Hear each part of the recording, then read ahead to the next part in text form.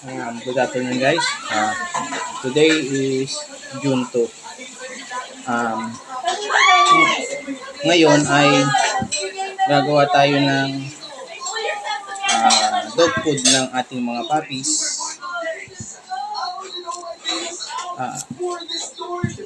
Ito ay bini-blender natin. So, meron tayong dalawang brand ng dog food. So, ang ginagawa ko rito, pinagsasama ko siya para let's say dito wala yung isang kailangan ng puppies. So, sigurado naman ako na nandito siya. So, pinagko-combine natin sila para masigurado na kumpleto yung ating na ibibigay na nutrients sa ating mga alagang puppies. So, pagkasamahin natin ito, maghahaluin natin. So, hindi na natin i-mention kung anong mga brand ito. Pero, ito yung hindi naman ito sobrang mahal. Kumbaga, tama lang. So, ayan. Pinaghalo natin. Pinasama natin. Make sure na halong-halo siya para balance. So, ito yung ating ginagamit na pang scoop. So, dito muna tayo. So, unang-una, maglagay tayo sa blender ng saging. Saging, ito oh. Ito yung saging. Hindi naman natin kailangang hiwain ito. So, ilagay lang natin.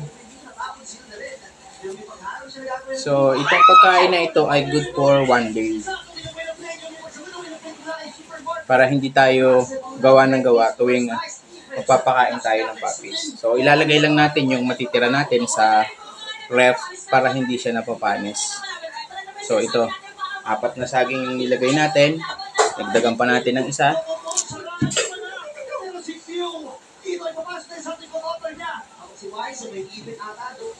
So, tapos, lagyan din natin siya ng calcium tablet para sa mga buto ng puppies. Ito yung dalawa. Oh.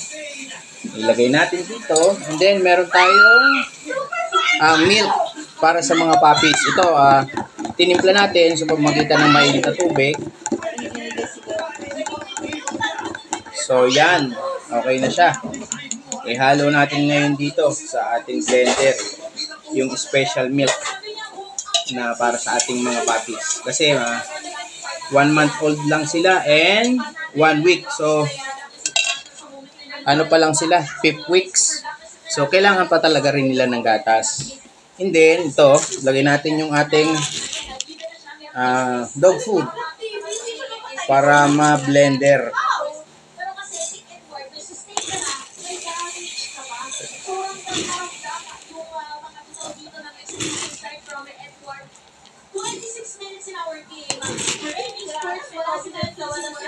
So, yan. Almost kompleto na yung ating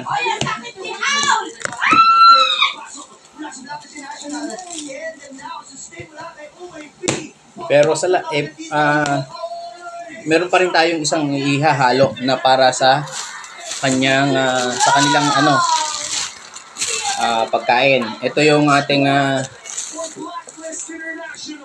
isang inihahalo para masigurado natin na yung kanilang tummy ay healthy upang sa ganon mas ma-absorb nila ng tama yung kanilang mga kinakain. So dapat siguraduhin din natin na healthy yung tummy ng ating mga puppies. So yan, ilalagay natin.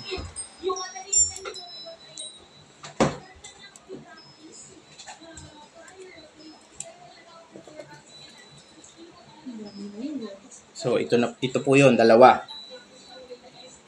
Hindi ko na po ipakikita sa inyo kung anong brand niya, kung anong klaseng siya. Pero ito po ay Lactobacillus.